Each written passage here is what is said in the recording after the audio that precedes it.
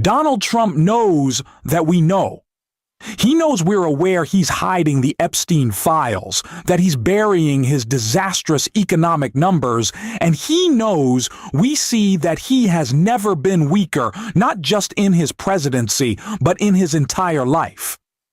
Trump's cognitive and physical decline is undeniable to anyone paying attention, and that's exactly why he's spiraling. Above everything, he wants to project himself as the tough, strongman figure. But there is no one in America more insecure than Donald Trump. That insecurity is why he's screaming, melting down, and blowing up, while Carolyn Leavitt scrambles to cover it all as Trump unravels over new reports about his health. We're going to break all of it down. But before we do, if you could leave a like on this video, and if you haven't yet, hit that subscribe button, it really helps support our work. Now, before we dive into this new report detailing Trump completely losing his mind and Carolyn Leavitt panicking because he keeps getting caught dozing off, I want to start with a few of those moments where Trump was caught sleeping. Chris Hayes highlighted and mocked them right here. By his own degraded standards, was egregiously racist. Somalia is considered by many to be the worst country on earth. I don't know. I haven't been there. I won't be there anytime soon, I hope. But what Somalia, what the Somalian people have done to Minnesota is not even believable. It's not even believable. And a lot of it starts with the governor. A lot of it starts with Barack Hussein Obama, because that's when people started coming in. And you have to have people come in that are going to love our country, cherish our country. They want to kiss our country goodnight. There's a lot about that appearance that was both strange and things that we've come to sort of see as normal. You may have noticed Trump kept his hand under the table there. In fact, he appeared to be going out of his way to hide his right hand specifically. That's the same hand that just yesterday was covered with makeup and Band-Aids, the same hand that has had large bruises on it in the past. As for the substance of his remarks, Trump has always been a bigot, going back many decades. He's clearly having a harder time keeping rants like that inside. In fact, today's spectacle comes after a similar tirade yesterday. Also, he's repeating himself a lot. That one was during a cabinet meeting, mostly focused on Secretary of Defense Pete Hegseth and those pretty clearly unlawful boat strikes, although admittedly, Trump seemed to sleep through quite a bit of it. In fact, at one point, and I think this might be an indelible image of this entire presidency when all is said and done, at one point, Secretary of State Marco Rubio was heaping praise on the great man for his singular leadership, as the man next to him, the president, appeared to be nodding off. This war is going on, and the president is trying to end it, not because, listen, we got a million things to focus on in the world as a country, but he's the only leader in the world that can help end it.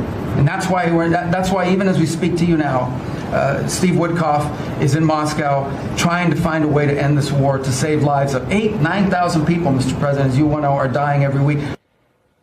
Have you ever seen a more awake man? A more virile man? A man of more implacable energy than this man here, Mr. President? I'm talking about you. The Washington Post counted a total of 6 minutes where Trump's eyes were closed or he otherwise struggled to stay awake. And so in response, the White House brought out its defenders to explain why everything is fine. I brought this up in a previous video, but it is so Donald Trump-esque to always talk about how Joe Biden, just one day of his presidency, was at the beach, laying out, enjoying the rays, having a good time. And he's like, I'll take a little nap. I'm at the beach. I got the waves crashing. I'm in Rehoboth. It's a beautiful day. I'll maybe take a 45-minute siesta. And Trump's like, I can't believe, quite frankly, that you'd sleep in front of other people. It's like at the beach where you're supposed to relax. Is Donald Trump familiar with these concepts? Are they foreign to him? Is it because he's afraid to take his shirt off and us to see that big, disgusting blob he's been hiding? You can't cover that up with splotchy makeup, Donald, but Trump literally sleeps in front of national audiences. Fox is broadcasting his Oval Office meetings, and he's taken a snooze. It's the same with the cabinet. His eyes, They're so heavy. So who is he to talk? Seriously, it is hysterical that he thinks he can make fun of Joe Biden for sleeping where you're supposed to, and he's falling asleep before our very eyes, and he wants us all to ignore it. But we're not, and it's why he's losing his mind. Trump, 79, is fuming over coverage of his deteriorating health. President Donald Trump is raging over snowballing reports of his apparent cognitive and physical decline. This week was apparently particularly bad, as footage of him appearing to fight off sleep during a cabinet meeting led to a new string of reports comparing him to his predecessor Joe Biden, whom he'd famously dubbed Sleepy Joe and mocked for his old age. Sources familiar with internal discussion say Trump, 79, was left fuming as a growing stream of reporting from publications including the New York Times, the Washington Post, and CNN scrutinized the signs of his apparent deteriorating health. According to Zateo, all of them following the lead of the Daily Beast, which has been cataloging his growing a frailty for months before others stopped ignoring it. This week, AFP published an opinion piece titled Sleepy Dawn, Trump's Health Under Fresh Scrutiny. While the Daily Beast published another headline, How Sleepy Trump 79 Became the DC Sequel Nobody Wanted to See. Sources close to the elderly president, both inside and outside of the administration, told Zateo the negative press coverage of the health angers him more than almost any issue other than the Jeffrey Epstein scandal. Trump will fixate on the offending news outlet or coverage for several days. The publication noted he is sensitive to being compared, even if not explicitly, to Sleepy Joe, a Trump advisor said, especially if it's coming from a reporter he already hates. Trump's frustration has grown as he faces increased scrutiny for exhibiting many of the same signs of physical and cognitive slippage he once mocked Biden for. Media coverage has picked up on Trump's display of troubling signs of mental decline, which has in turn fueled concerns about his fitness for the presidency. In a statement to Zateo, White House Press Secretary Carolyn Leavitt defended Trump's condition, saying, as the president's physician, Dr. Sean Barbella has made clear time and again, and as the American people see with their own eyes every single day, Donald Trump remains in excellent overall health. Trump's relentless work ethic, unmatched energy and historic accessibility stand in sharp contrast to what we saw during the past 4 years when the failing legacy media intentionally covered up Joe Biden's serious mental and physical decline from the American people. She added, I don't even know.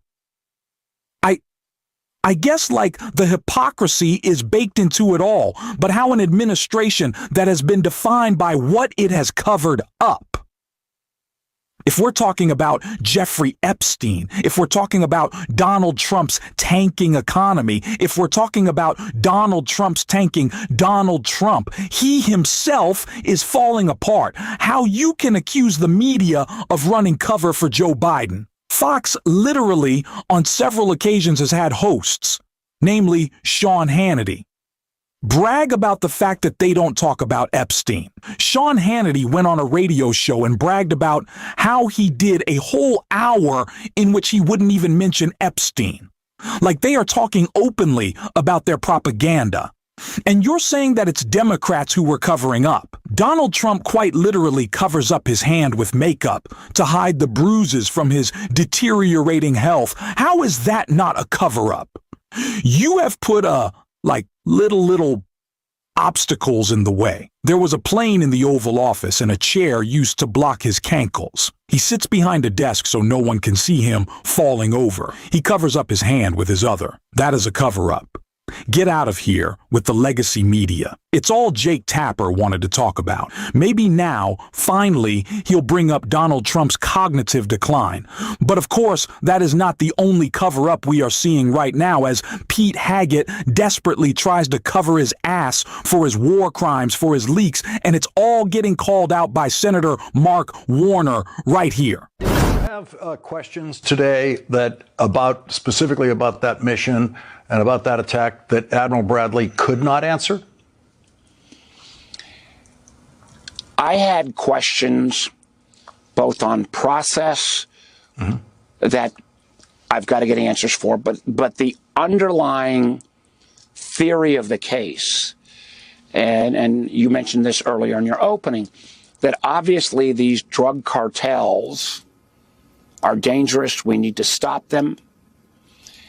But the idea that they are now being classified as foreign terrorist organizations, similar to Al-Qaeda or ISIS, and that anyone involved, in a sense, their argument is the drugs are the equivalent almost of bombs in terms of previous actions, is I think a legal theory that doesn't pass the smell test.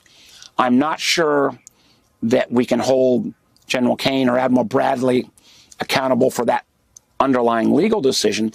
And I also think there will be evidence, particularly when these two individuals were on the boat, and I obviously after it had been virtually destroyed, and even in some cases signaling that what some could interpret as efforts to surrender. There is a judgment call there that I've got real questions about in terms of subsequent action. But again, this is so serious in terms of our American military's reputation and how we are viewed both in America and around the world that I want all the facts. I don't want to race to judgment, but it was a chilling time. So you all saw the same video today.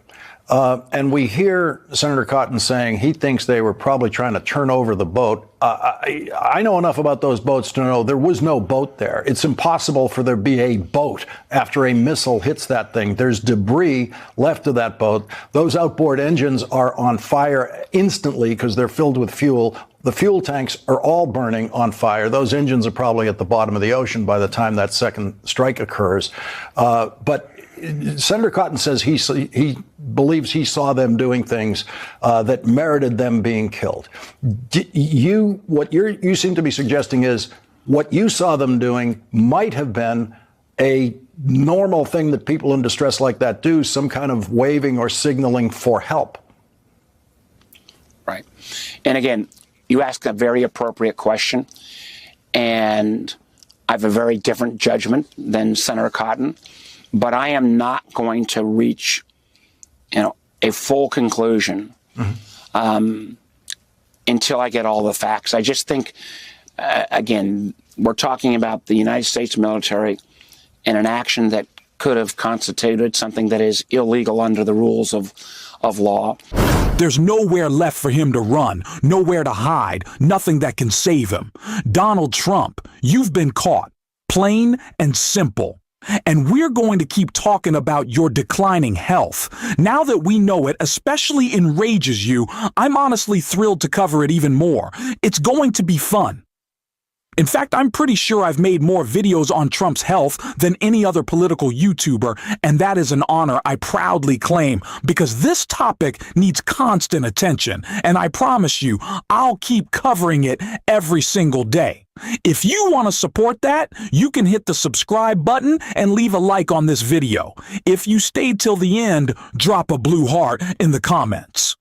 And until next time, I will see you soon.